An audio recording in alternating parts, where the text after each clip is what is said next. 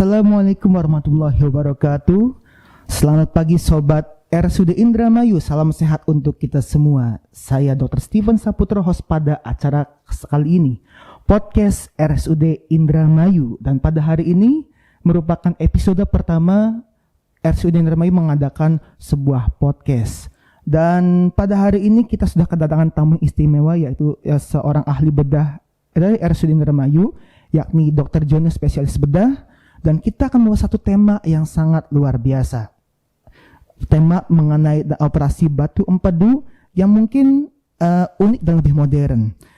Dengan judul Batu Empedu Tuntas Tanpa Bekas. Dan sudah ada Dr. Jono di sini. Apa kabar Dr. Jono? Alhamdulillah, selamat pagi untuk pemirsa dari podcast RSUD Indramayu. Assalamualaikum warahmatullahi wabarakatuh. Waalaikumsalam warahmatullahi wabarakatuh. Sehat selalu ya dok ya. Alhamdulillah. Bisa berjumpa dengan Sobat RSUD Indramayu pada podcast perdana ini loh dok. Pertama kalinya RSUD Indramayu melaksanakan podcast dan Dr. Jono merupakan dokter pertama yang memberikan atau menjadi narasumber pada kegiatan ataupun acara kali ini, podcast RSUD Indramayu. Sesuai dengan judul tadi dok, kita akan membahas tentang batu empedu. Ya, operasi batu empedu tuntas tanpa bekas, sebuah tema yang sangat menarik dok. Tapi sebelumnya kayaknya Sobat RSUD Indramayu ini perlu mengenal lebih lanjut tentang Dr. Jono. Mangga dok, barangkali bisa diperkenalkan diri terlebih dahulu kepada Sobat RSUD Indramayu dok, mangga. Oke, ya jadi saya sebenarnya di hijrah ke Indramayu udah cukup lama. Dengan memulai sebagai dokter umum di UGD pada tahun 2003. Kemudian setelah itu saya kuliah lagi ke UGM pada tahun 2007 dan alhamdulillah lulus dari bedah pada tahun 2010, Dr. Stephen. Oke, siap.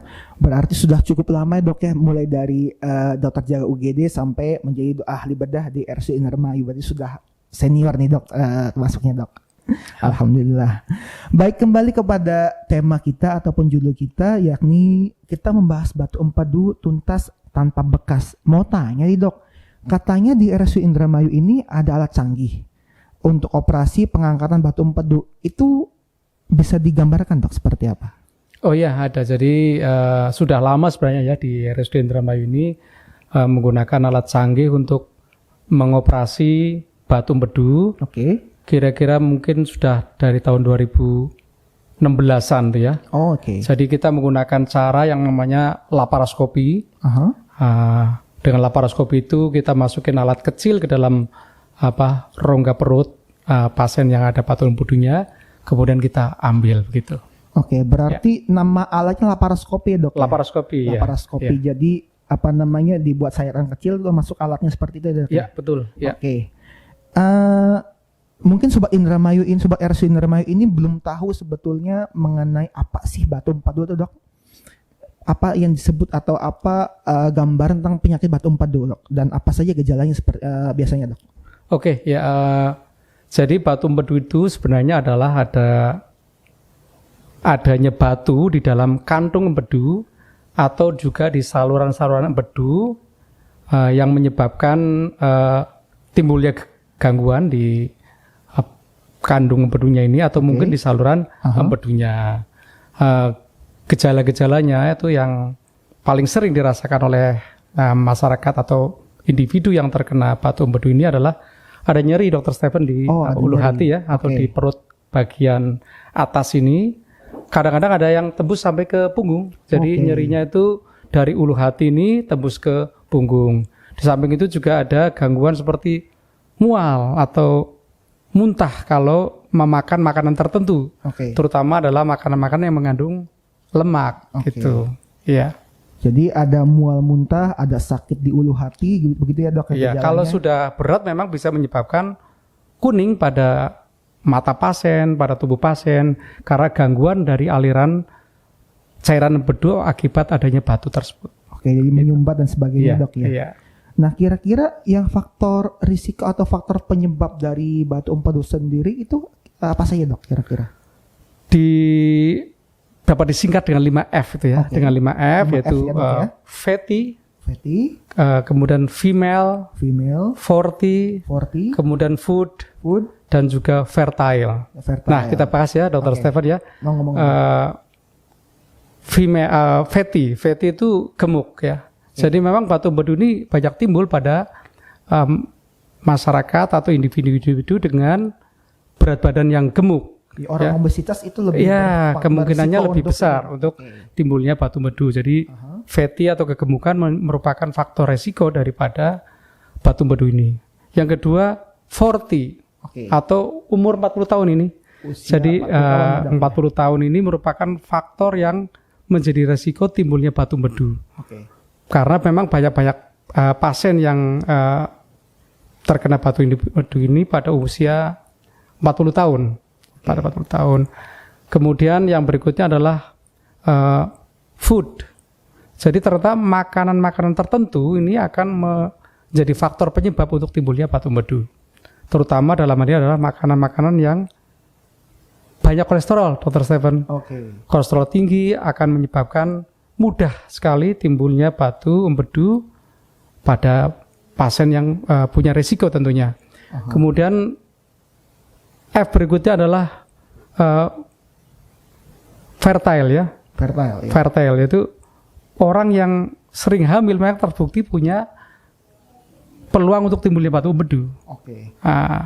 Ini mungkin ada kaitannya dengan hormon kehamilan yang mungkin meningkat pada saat ibu hamil. Kemudian F yang terakhir adalah female atau perempuan ya, Dok, ya. Walaupun batu empedu ini pada laki-laki juga ada, tapi ternyata secara proporsional kebanyakan memang yang menderita batu empedu ini adalah pada perempuan. Pada perempuan lebih banyak ya, Dok ya. Iya. Jadi 5F ya Sobat RSU Indramayu. Pertama adalah fatty, fertile, female, apa lagi, Dok? 40 dan juga food ya, makanan ya. Itu disingkat 5F. Gitu. Sudah jelaskan jadi faktor-faktor risiko yang bisa menyebabkan terjadinya batu empedu pada kita, terutama pada wanita. Tadi kan sudah dijelaskan oleh Dr. Jono mengenai faktor risiko atau faktor penyebab terjadinya batu empedu. Apakah bisa dicegah, Dok, itu, Dok? Nah, dari lihat faktor-faktor ini ya, ada 5F tadi, tentu ada faktor-faktor yang memang bisa kita hindari atau bisa kita cegah. Tapi ada juga faktor-faktor yang tidak bisa kita cegah, Dr. Stephen ya. Kalau faktor-faktor yang tidak bisa dicegah tentunya adalah faktor female atau jenis kelamin ini, perempuan. Tidak bisa kita cegah jenis kelamin ini ya. Kemudian umur atau 40, umur 40 tahun ini juga tidak bisa kita cegah. Betul. Sedangkan yang bisa kita cegah adalah F yang lain ini seperti fatty atau kegemukan. Kegemukan tentu bisa kita cegah dengan pola makan yang seimbang, menghindarin makan yang tinggi kolesterol atau karbohidrat, maka akan menyebabkan berat badan kita juga akan tidak mencapai kegemukan. Kemudian juga faktor makanan tadi, faktor makanan bisa kita cegah dengan mengurangi konsumsi bahan-bahan makanan yang mengandung kolesterol. Tentu kita akan mengurangi risiko timbulnya batu empedu. Termasuk adalah minum banyak air ya. Dengan banyak air minum maka konsentrasi daripada cairan empedu itu akan menjadi lebih encer sehingga kemungkinan timbulnya endapan batu dapat kita cegah. Tapi apabila amit-amit ada pasien yang terkena batu empedu nih, Dok, apakah semuanya harus dioperasi, Dok? Iya. Betul, pertanyaan yang bagus ya. Jadi ternyata tidak semua batu empedu ini tidak semua, Dok, perlu dioperasi. Itu ada indikasi-indikasinya, Dr. Stephen ya. Jadi kalau indikasinya itu ada beberapa macam ya. Satu adalah batu empedu yang sudah bergejala atau simptomatik. Jadi batu empedu yang sudah menimbulkan rasa sakit di ulu hati, rasa sakit yang menjalar sampai ke punggung, kemudian sering menyebabkan mual-mual, atau bahkan menimbulkan kuning pada tubuh, kuning pada mata, maka itu indikasi untuk dilakukan operasi. Karena kalau batu empedu sudah menimbulkan gejala atau nyeri gitu ya, itu akan berulang nyerinya, Dr. Stephen. Nyeri akan berulang, namanya nyeri kolik ya. Karena di dalam kandung empedunya ini batu empedu sudah menimbulkan iritasi. Ada iritasi di kandung empedunya sehingga akan nyeri berulang dan pada suatu saat dikhawatirkan ini akan timbul gejala yang lebih berat. Makanya itu kalau batu empedu sudah bergejala maka disarankan untuk dilakukan operasi. Yang berikutnya adalah batu empedu yang jumlahnya banyak dan kecil-kecil di dalam kandung empedunya itu. Karena kalau batu empedunya jumlahnya banyak dan kecil-kecil, maka ada kemungkinan batu empedu itu bisa pindah tempat ke saluran yang ada di bawah dari kantong empedu, namanya ductus choledochus ya, bahasa Indonesianya nggak ada kelihatannya ya.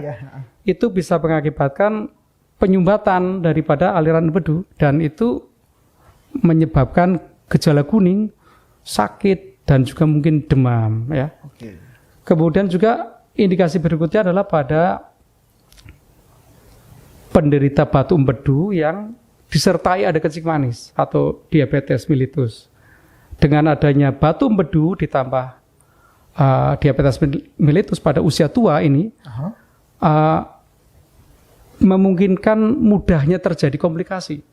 Sehingga pada ibu-ibu atau bapak-bapak yang ada batu empedunya dan ada kencing manisnya pada usia tua, walaupun belum bergejala saat ini, maka dianjurkan untuk dilakukan operasi untuk mencegah komplikasi yang lebih berat. Tuh. Kemudian indikasi berikutnya adalah pada orang-orang yang akan pergi jauh ke tempat yang terpencil, misalnya di pedalaman, di mana fasilitas kesehatan di sana biasanya tidak bagus sebagus di kota ya. Dikhawatirkan batu empedunya yang ada di situ suatu saat muncul gejalanya dan di tempat terpencil kan tentu susah untuk mencari penanganan. Ya.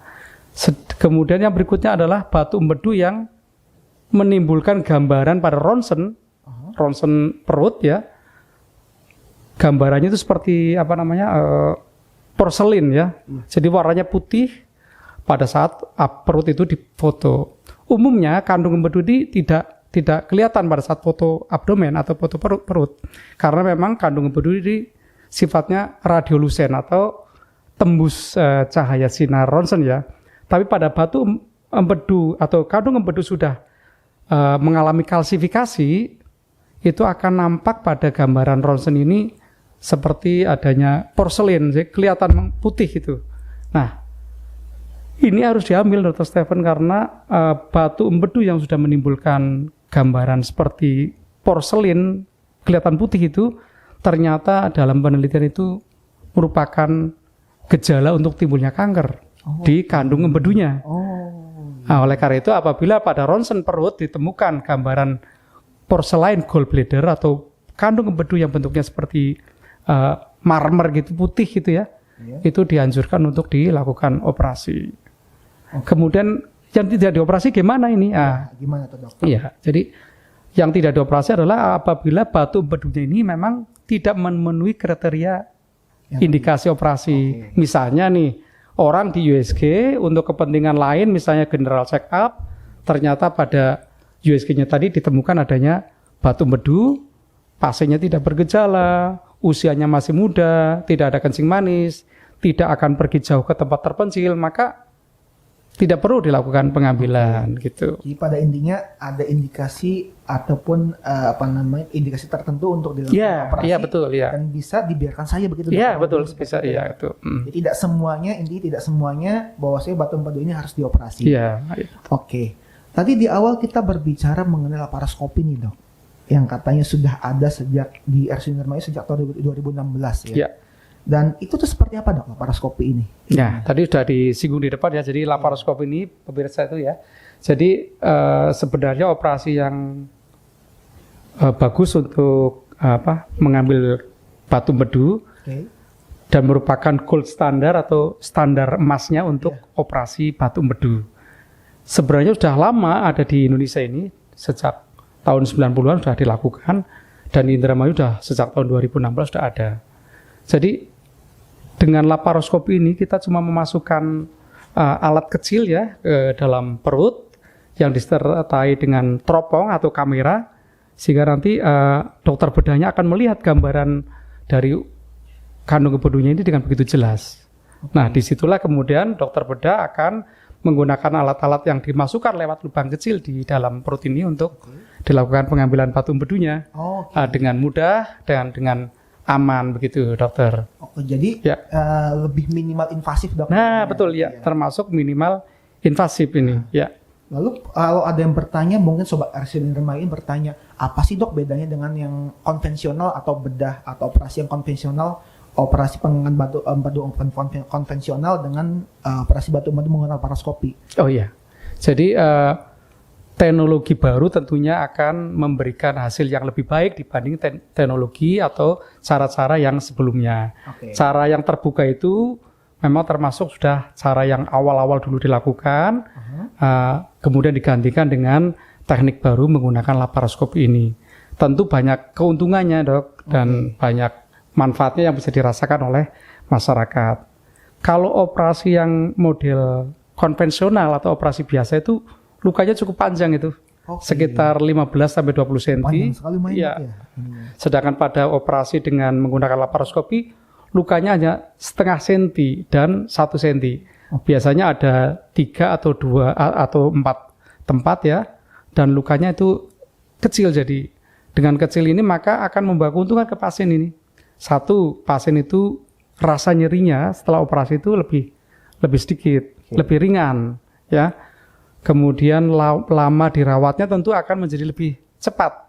Biasanya sehari 2 hari pasien sudah bisa jalan, sudah bisa pulang ya. Beda dengan kalau operasi yang konvensional mungkin dirawat 3 hari, 5 hari begitu. Itu pun masih ada nyerinya ya. Kemudian juga secara kosmetik ini terutama pada ibu-ibu ya. Bukan hanya ibu-ibu sih sebenarnya, untuk bapak-bapak atau yang muda-muda juga bisa ini kan. Itu lukanya bisa tadi tanpa bekas. Dengan luka yang sayatannya kecil cuma setengah senti atau 1 senti, kemudian dijahit dengan teknik yang bagus. Biasanya dalam beberapa waktu luka itu memang bekasnya sangat minimal atau malah tidak terlihat sama sekali tanpa bekas gitu, sehingga pasien menjadi lebih pede, perutnya tidak ada bekas operasinya akibat pengambilan batu itu. Kemudian juga keuntungan berikutnya nih untuk laparoskopi adalah rendahnya angka infeksi. Dengan luka yang kecil, dengan ukuran yang minimal tadi, maka kemungkinan timbulnya infeksi sangat rendah. Ya alhamdulillah di RSUD ini sudah berapa ratus yang saya operasi ini, ternyata belum ada ini yang infeksi di lukanya ini. Iya, gitu. Jadi keuntungannya rasa nyeri lebih ringan, kemudian pasien bisa mudah beraktivitas kembali atau kerja kembali, kemudian lukanya kecil sehingga bisa hilang tanpa bekas. Berarti ini teknologi yang terbaru kan, dok ya, dibandingkan yang konvensional. Jadi yang menggunakan teknologi lebih canggih dengan invasi yang minimal dan proses recovery yang lebih cepat dibandingkan operasi pengangkatan batu empedu yang konvensional atau yang biasa, dok. Berbicara tentang teknologi, dok, mungkin masyarakat berpikir ini kayak lebih mahal dibandingkan kalau bicara tentang biaya, dok ya, lebih mahal dibandingkan operasi konvensional. Apakah bagaimana dengan operasi seperti RSUD Indramayu, dok, tentang masalah biaya? Jadi ternyata dengan operasi yang model yang bagus ini dengan laparoskopi untuk RSUD Indramayu itu masih sangat murah menurut saya. Lebih mahal kalau Dr. Stephen beli HP yang bermerek nih, lebih murah, walaupun kalau bayar sendiri hitungannya lebih murah, dok, lebih mahal dari beli HP yang bermerek tuh. Iya. Apalagi ternyata di Indramayu ini tidak hanya menangani pasien umum, pasien BPJS pun dilayani dengan sama dengan laparoskopi, dan otomatis masalah biaya tidak ada masalah. Tuh. Berarti apabila pasien BPJS pun bisa dilakukan laparoskopi, dok? Malah kebanyakan pasien BPJS di sini. Adapun ada pasien reguler atau umum yang ingin laparoskopi operasi pengangkatan batu empedu tersebut dengan biaya relatif murah, dok ya? Insya Allah murah ya. Insya Allah, alhamdulillah. Oke, sobat Indramayu, jadi sudah terjawab ya. Barangkali ada yang masih bingung masalah biaya, ternyata relatif murah bagi pasien umum sekalipun. Tapi lebih banyak pasien BPJS juga, dok ya ininya. Oke. Nah, Sebelum ke closing statement nih dok, sebelum kita penutupan, kalau misalkan ada pasien di Indramayu atau dimanapun yang ingin melakukan operasi laparoskopi pengangkatan batu empedu, itu bisa menghubungi ke siapa dok? Ya, nanti dari manajemen Rumah Sakit Indramayu bisa membuat nomor ya ditampilkan tentang di bawah ini, nomor yang bisa yaitu nomor kontaknya yang bisa dihubungin untuk konsultasi silakan. Atau memang kalau mau langsung ke saya ini Dr. Jono spesialis bedah, bisa juga, bisa lewat WA, bisa lewat telepon langsung, silahkan kapan saja, di mana saja, nggak usah sungkan-sungkan. Atau datang langsung ke Poliklinik RSUD Indramayu juga kita layani setiap saat gitu. Siap. Jadi bisa menghubungi Dr. Jono di RSUD Indramayu, sobat RSUD Indramayu. Dok, kita sudah sampai di penghujung pembicaraan. Apakah ada closing statement yang ingin disampaikan kepada sobat RSUD Indramayu? Mangga dok. Ya, kepada masyarakat RSUD Indramayu, masyarakat Indramayu semuanya, alhamdulillah di RSUD ini sudah ada peralatan yang cukup bagus untuk menangani batu empedu. Jadi bagi yang masyarakat atau saudara-saudara yang kebetulan tengah diuji oleh Tuhan ada batu empedunya di dalam kantong empedunya ini, tidak usah khawatir, tidak usah takut untuk operasi karena operasi ini relatif aman, nyaman, dengan luka yang juga sangat minimal atau tanpa bekas ya.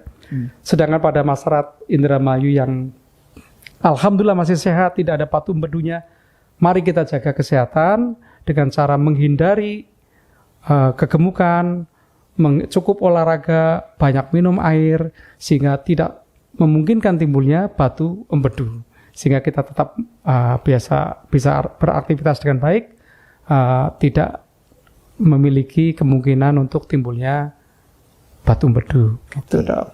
Siap. Kita sudah sampai di penghujung acara sobat RSUD Indramayu, dan terima kasih kepada Dr. Jono spesialis bedah yang sudah memaparkan tentang laparoskopi pengangkatan batu empedu di RSUD Indramayu. Jadi sobat RSUD Indramayu semuanya sudah lebih mengetahui, sudah lebih paham tentang operasi pengangkatan batu empedu menggunakan teknologi canggih yaitu laparoskopi. Dan apabila ada pasien yang ingin diangkat batu empedunya dan menggunakan laparoskopi, bisa menghubungi kontak RSUD Indramayu. Baik, Dr. Jono, terima kasih banyak. Nanti kita bisa bicara lagi. Sama-sama. Ya. Dan mungkin masyarakat Indramayu akan datang ke dokter untuk barangkali ingin berkonsultasi lebih lanjut. Silakan. Ya, sangat terbuka Dr. Jono ternyata. Terima kasih kepada semuanya. Terima kasih sobat RSUD Indramayu. Saya Dr. Steven dan Dr. Jono spesialis bedah mengucapkan terima kasih banyak dan sampai jumpa di podcast selanjutnya. Bye bye.